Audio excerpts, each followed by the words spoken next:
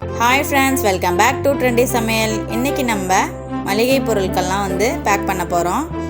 கடுகு 5 ரூபாட்டை தான் இப்போ பேக் பண்ண போகிறோம். இப்போ 4 கவரில் அளவெடுத்து இந்த மாதிரி பேக் பண்ணணும்.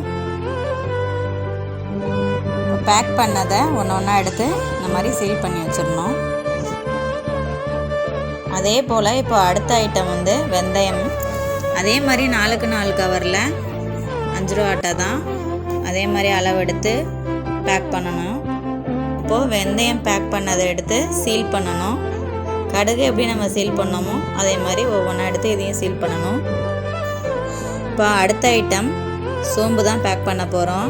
இதுவும் 5 ரூபாட்டை தான் 4 கவரில் ஒவ்வொன்றா எடுத்து பேக் பண்ணணும்.